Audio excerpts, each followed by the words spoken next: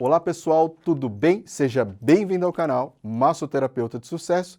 Eu sou o professor Marcelo Dói e antes de falar sobre o tema do vídeo de hoje, eu quero fazer um convite para vocês, porque toda segunda-feira, às 10 horas da manhã, tem uma live lá no meu Instagram, @massoterapeuta_sucesso, tá? Vai ter o link aqui na descrição desse vídeo.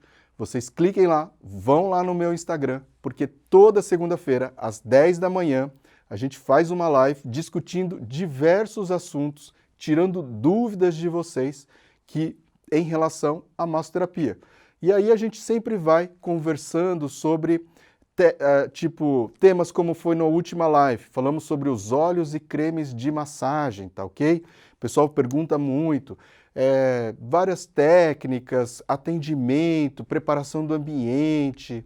Então sempre vai rolando várias dúvidas de vocês e a gente vai perguntando, tem alguma interação, às vezes se você quiser entrar ao vivo comigo também é só fazer a solicitação sem problema nenhum. Se quiser até mandar um direct antes, também pode estar mandando, então lá no Instagram é bem bacana, a interação é um pouco mais fácil, porque aí às vezes eu consigo até responder por áudio para vocês, então isso facilita bastante a troca de informação, a interação com vocês, que às vezes eu não tenho tempo ali de ficar digitando muito, e aí por áudio a gente consegue responder muito mais rápido, então vale a pena vocês estarem indo lá no meu Instagram e seguindo também. Mesmo porque também, ó, aqui no YouTube nós estamos com 8.000 seguidores e lá no meu Instagram a gente está com 2, apenas 2. Então vamos todo mundo para lá também, porque aí vocês vão conseguir assistir essas lives, ter acesso a todos os conteúdos que ficam lá no meu IGTV também, tá ok? Bom, e qual que é o tema do vídeo de hoje? Aula teórica express da técnica de Shiatsu. Muita gente pede para que a gente consiga explicar de uma maneira direta, simplificada, sobre a teoria das técnicas, porque às vezes fica muito conteúdo que, desnecessário. Então, vamos lá, direto ao ponto. Toda técnica precisa ser definida, a gente precisa saber a definição da técnica para conseguir explicar bem para o cliente o que ela funciona, o que ela é e para que ela serve. Então, o que é o Shiatsu? O Shiatsu é uma palavra japonesa de 2 caracteres, em que Shi significa dedos e Atsu significa pressão. Então, é uma massagem caracterizada por pressão com os dedos. É uma técnica de origem japonesa que foi criada a princípio por Tokujiro Namikoshi, lá no Japão, por volta de 1920. Então, se a gente pensar em 1920, é uma técnica muito recente, muito nova.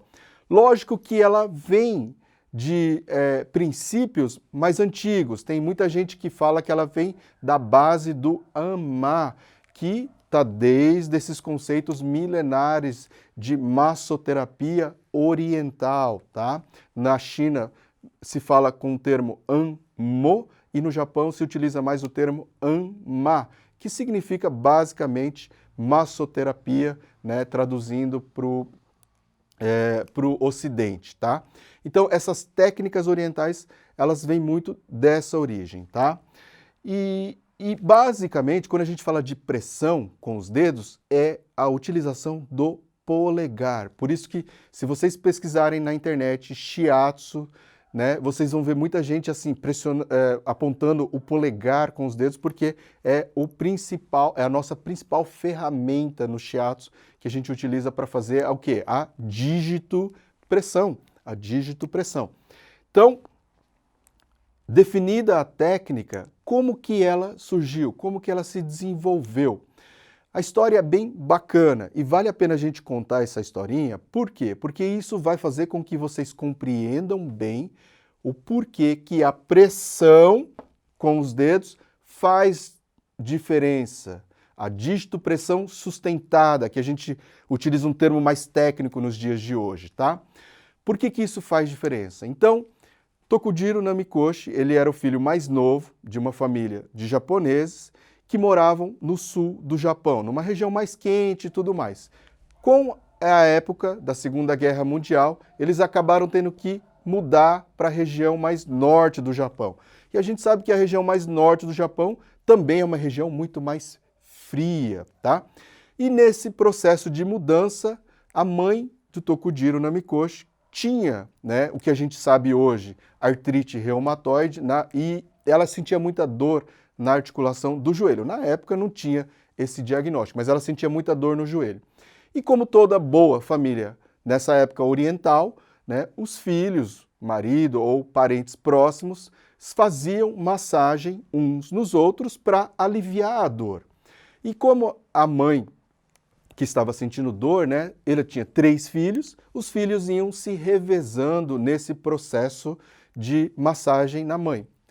E aí ia o filho mais velho, o filho do meio, e depois ia o Tokujiro também lá fazer a sua parte para aliviar um pouco essa sensação dolorosa da mãe. E teve um belo dia que a mãe disse para o Tokujiro, que falou assim: nossa, filho, quando você faz a massagem, o alívio que eu sinto é maior. Então, quando você faz a massagem, eu sinto um alívio maior. Isso ficou na cabeça do Tokujiro. E aí ele ficou pensando assim: o que será que eu faço de diferente que alivia mais a dor da minha mãe? Lógico que essa pergunta, se a gente parar para pensar, ela não é feita por pessoas muito normais, né? Porque, né, a gente, quando é criança, ia ficar feliz e tá bom, fala assim: eu faço melhor que você, ponto. Mas ele não, ele já era um pouco mais perspicaz, e aí ele foi, então, tirar essa dúvida. E como que ele fez isso? Ele foi observar como que os irmãos dele faziam a massagem. E eu tenho já a resposta, e eu tenho certeza que vocês também sabem a resposta. Qual foi a conclusão dele após observar os irmãos dele fazer a massagem? Que ele realizava uma maior pressão, né? Essa era a diferença. Então, até chegando depois na teoria deles, ele fez uma proporção em porcentagem.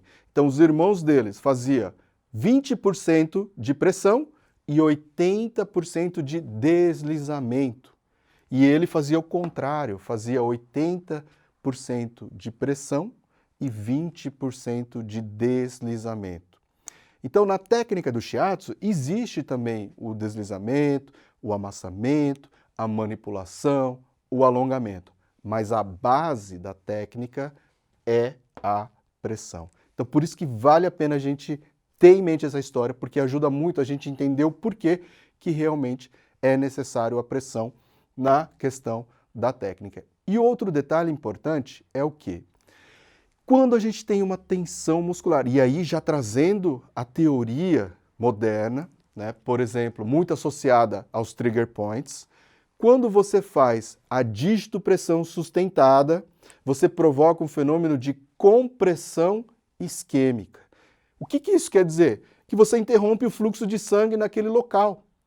E quando você faz isso, você gera um processo de estiramento nessa região que aos poucos vai o quê? Relaxando essa musculatura.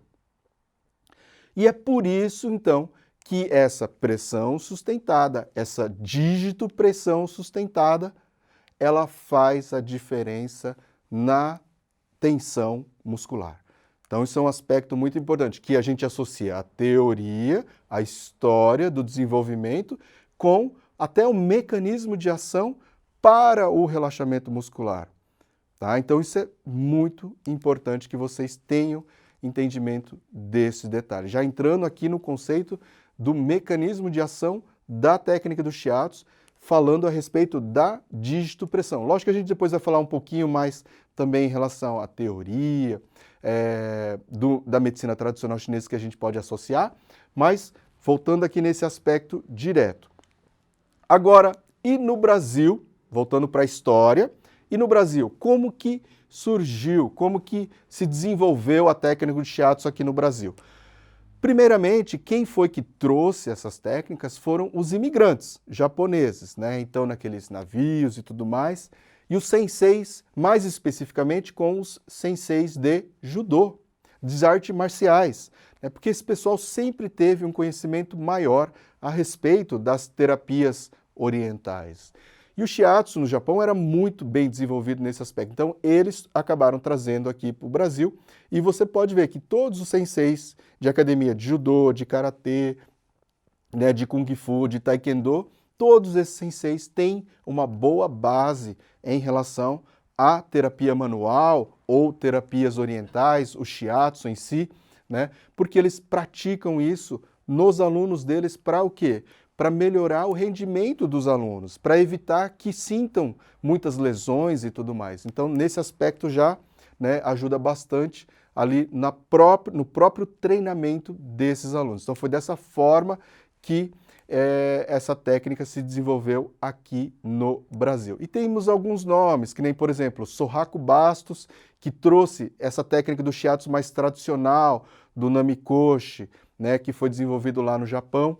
E também tem o Juraci Cansado, por exemplo, que trabalhou mais com a questão do do-in, da automassagem. E, aliás, aqui, só uma observação assim. Qual que é a diferença de do-in e shiatsu? Tem muita gente que utilizam esses dois termos com conceitos equivocados. Como a gente aqui está numa aula, e eu quero que vocês aprendam, se você está assistindo esse vídeo, então é porque você gosta, então você tem que aprender o conceito correto. Não tem problema se outras pessoas lá fora usam errado, né, desde que façam a parte prática correta, mas você que está assistindo a aula, eu acho obrigação, e eu quero que vocês saibam o que é certo e o que é errado. E do-in, automassagem, você não consegue aplicar em outra pessoa. O próprio conceito diz, é automassagem.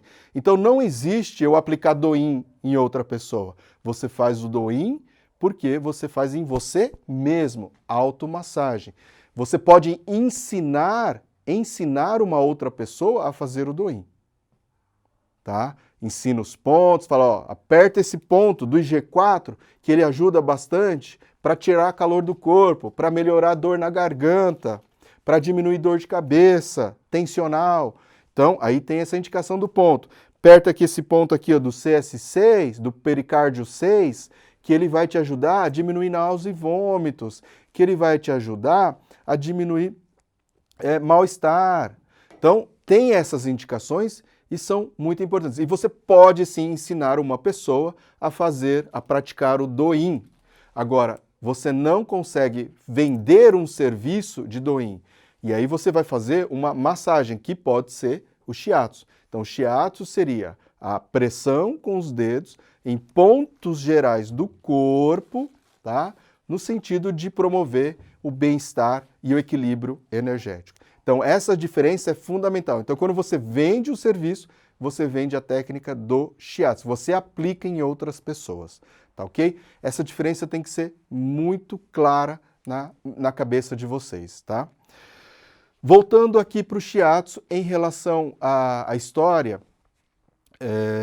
outra curiosidade em relação à história é que ela foi desenvolvida no Japão também no sentido de eliminar o imposto, porque ela surgiu mais ou menos naquela época da Segunda Guerra Mundial. Então as pessoas não tinham muitas condições de trabalho, estava tudo muito dificultoso.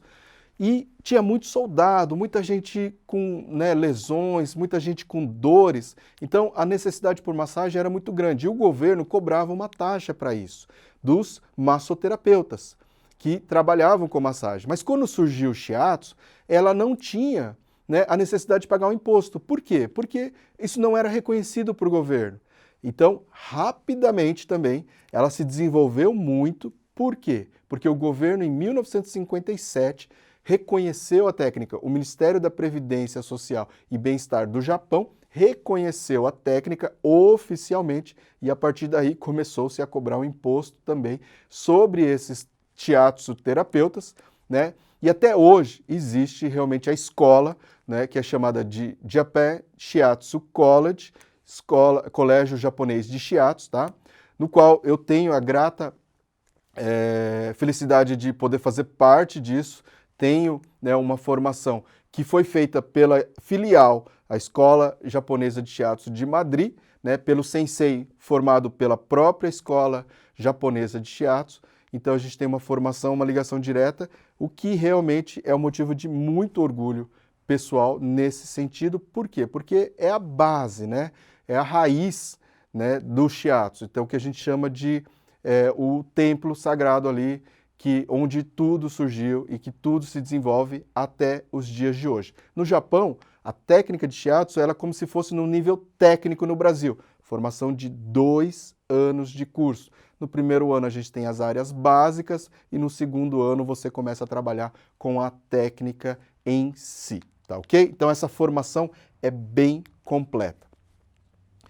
Aqui no Brasil, em relação à técnica do Shiatsu, ela basicamente é formada por cursos de formações extracurriculares, complementares. Então você tem cursos básicos de um final de semana que você pode ir se desenvolvendo, né, através de cursos mais avançados ou estudos de técnicas, qual você vai conseguindo aprimorar cada vez mais a técnica. Mas a base dela, né, seria ali uma formação de 20 horas para uma sequência básica, né, e 60 horas para uma formação mais sustentada, com mais embasamento teórico e prático, para que você consiga realmente desenvolver bem a técnica, tá ok?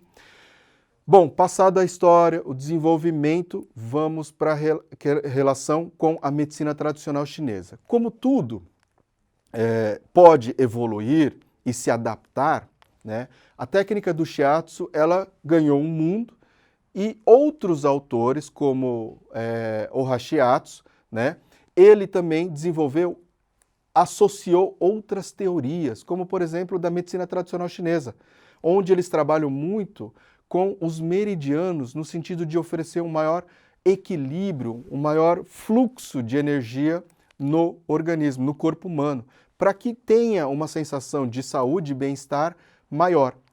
E aí eles associam aquela teoria do Yin Yang, a teoria dos 5 elementos, né? Se você não sabe, eu fiz uma live no meu Instagram, que eu pedi para vocês entrarem, falando a respeito desses temas, então procure lá no meu Instagram, tem lá, né, o item lá, 5 elementos, teoria do Yin Yang, e assistam, porque aí vocês vão entender melhor o que eu estou falando. E também sobre os canais de energias e meridianos do corpo. Então tem a localização deles ao longo do corpo, de onde a gente faz a dígito-pressão, tá? De onde a gente faz a dígito-pressão.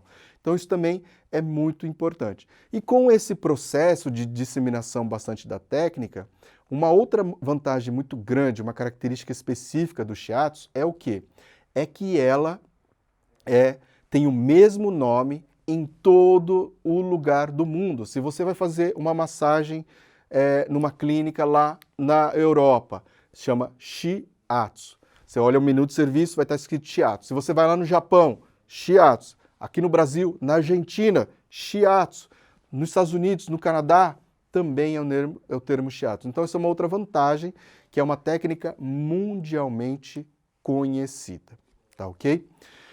Quais são os princípios básicos do Shiatsu? O que a gente tem que ter para que ela tenha o seu efeito desejado? A gente tem que conhecer a sequência e tem que trabalhar muito bem 3 aspectos fundamentais do Shiatsu: pressão, postura e o ritmo. Tá? Então esses 3 itens são fundamentais. A pressão em relação à intensidade e à posição, que é sempre perpendicular à pele. E aí, por exemplo, se eu quero dizer o seguinte, ó, eu estou aqui, né? Deixa eu até apagar aqui para vocês, para poder mostrar esse aspecto.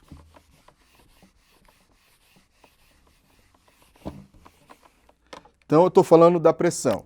Eu tenho aqui as costas, aí eu vou ter o pescoço e vou ter a cabeça. Então o nosso corpo, ele é diferente. Aqui o braço e o ombro, né? Você vê que aqui, ó, tem toda uma curvatura. E conforme eu vou fazendo a pressão, se eu quiser fazer a pressão perpendicular, você concorda que nas costas é uma região. E aí, aqui, ó, até a região do ombro vai ser tudo desse jeito. Mas se eu quiser trabalhar na região do pescoço, eu já começo a fazer uma curva.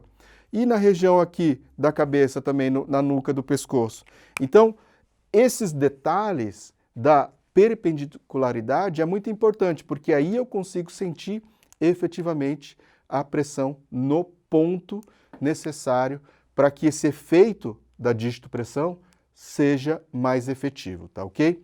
E a postura também do profissional. Por que que a postura é importante? Porque quando a gente trabalha com a postura correta, eu consigo aplicar a pressão perpendicular e eu consigo preservar o meu corpo. Eu consigo ter uma carreira longa. Eu consigo trabalhar por mais tempo. Tem muita gente que me pergunta isso, que me questiona isso. Ah, eu tenho muita dor na lombar, ah, eu tenho muita dor no dedo, ah, eu tenho muita dor no braço, eu não consigo desenvolver. Por quê? Porque não se atenta à postura. Então a postura é fundamental e, se você acompanha o meu canal, você já viu que eu fiz um vídeo explicando as posturas no shiatsu, as passagens e tudo mais. Então assistam, procurem lá, porque é super importante se ater à questão da postura, tá? Para ter uma carreira mais longa. E o ritmo da técnica também é importante. Você tem que obedecer o ritmo no sentido de fazer com que essa energia consiga fluir ao longo do corpo. Você precisa estimular todo o corpo, fazer toda a sequência para conseguir estimular, né, que essa energia circule por todo o corpo. Por quê? Porque para o oriental, quando a energia está fluindo, ela está em equilíbrio. Se ela está em equilíbrio, o indivíduo está saudável, tem saúde. Quando isso começa a descompensar, ela gera um desequilíbrio. E esse desequilíbrio, né, pode causar um excesso em uma determinada região do corpo e uma deficiência em outra região do corpo.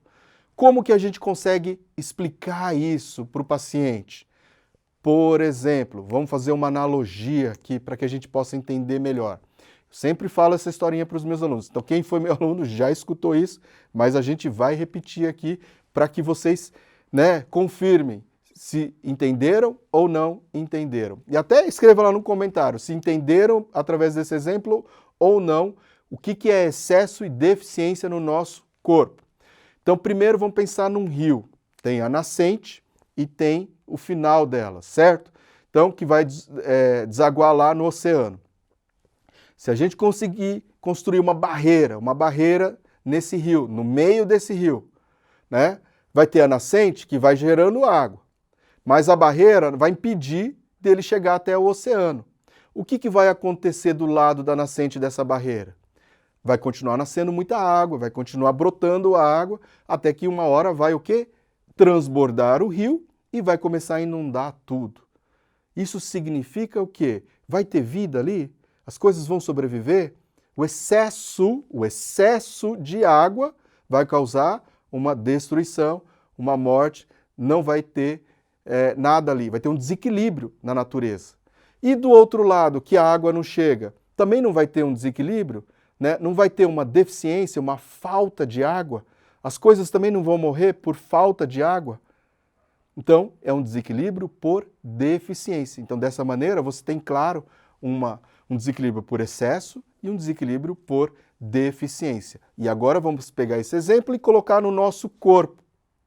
Então, por exemplo, eu tenho aqui, ó, vou mudar até, eu falo sempre do ombro, mas vou mudar aqui para o quadril. Tá? Tem uma dor no quadril.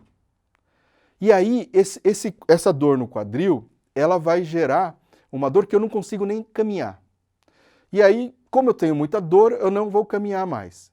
Se eu começo a não caminhar, o que acontece com a minha perna? Ela fica forte ou fraca? Ela vai ficar cada vez mais fraca, porque eu vou usar menos a musculatura. E compensação na minha região lombar, ela vai ficar cada vez mais contraída, mais tensa, porque eu vou ter que ficar compensando essa dor na região ali do quadril. Então, eu tenho, de acordo com o fluxo de energia, vai ter um desequilíbrio por deficiência, porque meu músculo fica fraco, minha perna fica fraca, eu não consigo andar, desequilíbrio por deficiência, e na região lombar fica enrijecido, fica tenso, né? Fica muito dolorido. Então, essa região fica com desequilíbrio por excesso. E aí, como que eu vou tratar essa pessoa? Eu vou ter que trabalhar aumentando a energia nessa região, ou seja, eu vou ter que trabalhar com uma técnica de estimulação, num ritmo mais acelerado, fazendo mais bombeamento. 1, 2, 3. 1, 2, 3. 1, 2, 3. Nesse ritmo de intensidade. E já na região da lombar, o que eu tenho que fazer? O contrário, eu vou fazer uma sedação. E aí o meu ritmo vai ser mais lento. 1, 2, 3, 4, 5. 1, 2, 3, 4, 5. E assim por diante. Então eu consigo promover esse equilíbrio. Mas eu não posso esquecer que eu tenho que entender esse raciocínio, mas eu tenho que fazer toda a sequência no meu cliente também. E a sequência vai consistir em trabalhar região das costas, posterior da perna, depois eu vou trabalhar braços e região anterior da perna também, tá bom? Tenho que trabalhar toda a sequência no corpo para fazer com que essa energia seja realmente estimulada ao longo de todo o corpo, mas eu também não posso esquecer de dar uma atenção especial para a queixa do cliente. E qual a proporção que eu uso nessa questão? Eu vou trabalhar com, por exemplo, 60% no corpo todo e 40% dando atenção especial para a queixa do cliente. 40% de atenção especial para a queixa do cliente, tá ok? Bom, falamos então da definição, falamos da história, falamos do mecanismo de ação, como que a gente trabalha o shiatsu, tá ok? Vamos agora entrar no aspecto das indicações e das contraindicações da técnica do shiatsu. O shiatsu ele é principalmente indicado para alívio de tensão e dor muscular. Essa é uma das principais indicações. Mas ela também tem um caráter muito preventivo. E vocês vão perceber que quanto mais o seu cliente praticar, realizar a técnica do shiatsu, né? E aí eu digo periodicamente, que pode ser uma vez por semana ou uma vez a cada 2 semanas, né? Quanto mais frequente for, melhor, mais disposto ele vai começar a se sentir, porque ele vai ter um efeito no sentido de manter o fluxo de energia constante. E isso é fundamental nas terapias orientais. A gente sempre tem que manter o fluxo ativo. Porque quando essa energia estagna, ela para em algum lugar, isso é que vai gerar as doenças, que vai gerar os sintomas. Tá? Então, quando a gente consegue manter isso constante, a gente trabalha com o conceito de prevenção. Então, uma das principais indicações do shiatsu, mundialmente falando, é que ela é de caráter terapêutico, mas também principalmente de caráter preventivo. E quando a gente fala de prevenção, nós estamos falando de todas as doenças do nosso corpo, de todas as queixas pequenas que a gente pode vir a sentir, inclusive de fortalecimento do sistema imunológico, né, e de alívio de dores e tensões musculares. Então essas são as principais indicações. A gente pode também trabalhar um pouco mais específico para quê? Para a questão intestinal. Então a gente tem o shiatsu abdominal, onde a gente vai fazendo a estimulação na região abdominal para melhorar, por exemplo, o trabalho do nosso intestino. Então quem tem muita dificuldade, constipação, estímulo, é importante, você consegue aliviar bastante essas cólicas, essas dores e essa dificuldade em estar indo ao banheiro também. Então, é outra indicação bem conhecida em relação à técnica do shiatsu. De modo geral também, por exemplo, dores específicas relacionadas a cervicobraquialgia, então aquela dor que irradia para o baço, então você consegue aliviando bem a tensão ali muscular, você alivia a pressão também desses nervos periféricos, assim como também do ciático, do nervo ciático. Você consegue também aliviar bastante esses casos de ciatalgia, fazendo a digitopressão, quando, por exemplo, tem lá a síndrome do piriforme. Né? Então, nesses pacientes você vai pressionar, trabalhar bastante a região do glúteo, né? Por quê? Porque ali no glúteo é que está fazendo a compressão do nervo ciático. Então, quando a gente faz a compressão isquêmica, a digitopressão no ponto ali do piriforme, você consegue aliviar essa dor aos poucos. Não é milagre, nenhuma técnica é milagrosa, precisa de um tempo, precisa de um trabalho. A associação de técnicas, às vezes, também precisa da ajuda do médico, de um outro fisioterapeuta, para poder ter um resultado mais efetivo e mais rápido.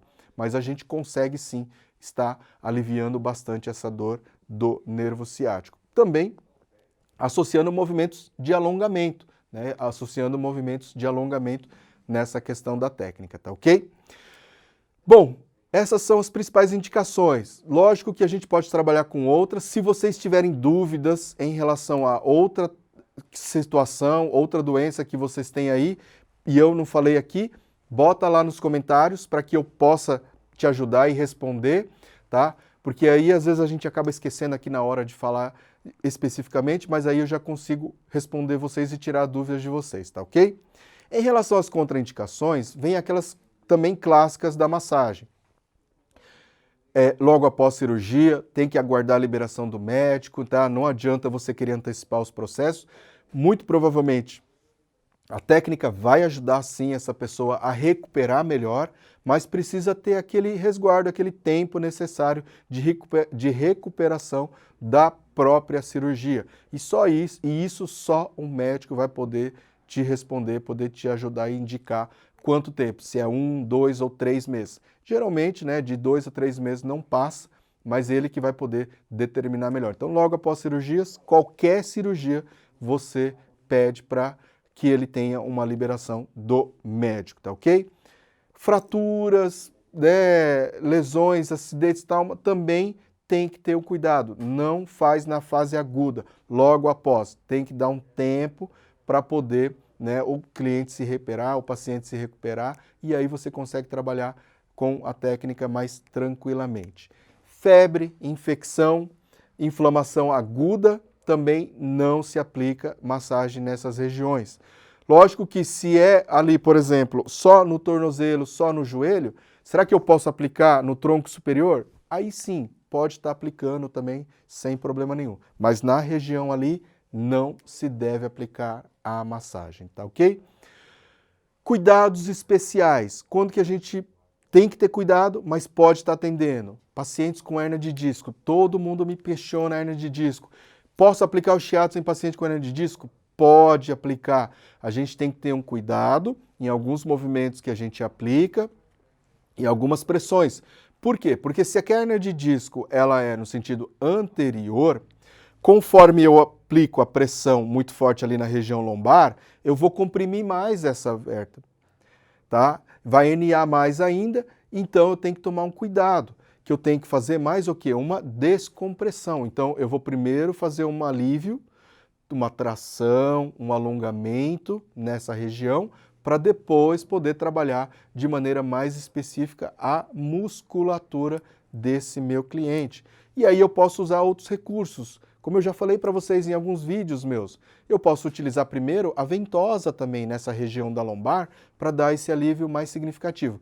Mas na hérnia de disco, ele não vive só de crise, né? Esse paciente ele tem intervalo sem crise nenhuma. E aí nessa hora você vai trabalhando a dígito-pressão também no sentido de melhorar a condição do músculo, não deixar que esse músculo fique muito tenso, porque quanto mais tenso o músculo ficar, maior a chance de desenvolver ali a crise de hérnia, tá? Porque ele vai ficar mais contraído, mais contraturado, e aí ele vai ter mais crises de dores. Então, quanto mais relaxado a gente mantém essa musculatura, melhor vai ser o tempo entre crises de uma pessoa com hérnia de disco. E isso serve tanto para hérnia de disco lombar, como também cervical, que são as mais comuns, tá? Então, pode atender, mas tem que ter cuidado com a pressão, porque dependendo da intensidade de pressão que a gente aplica, a gente pode ampliar mais ainda essa dor. Então, tem que tomar cuidado, avaliar bem, procurar entender a partir do diagnóstico médico para onde é que está sendo essa hérnia, se é anterior, se é posterior, para que eu possa direcionar o movimento da maneira correta, a pressão da maneira correta, tá ok? Gestante também é aquele outro caso à parte, que eu tenho que controlar a intensidade de pressão, mas que eu posso sim estar atendendo a gestante, devo estar atendendo a gestante, porque ela tem dor lombar, ela tem dor no pescoço, e aí a maioria das vezes a gente tem que deixar ela de lado, né? Eu tenho já também um vídeo mostrando técnica de shiatsu em gestante, em que a gente pode estar aplicando, deve, com um cuidado especial. Outro grupo especial é osteoporose, tá? Eu já vi casos em que, por exemplo, um paciente com osteoporose teve luxação na costela. Então a gente tem que tomar esse cuidado, porque de acordo com a pressão que você faz na região das costas, por exemplo, se essa pessoa tem osteoporose, ela pode ter um risco maior de luxação ou até mesmo de uma fratura. Por quê? Porque aquela estrutura está mais fragilizada. Isso é fato. E quando que esse grupo de risco acontece? Principalmente se for mais idoso, né?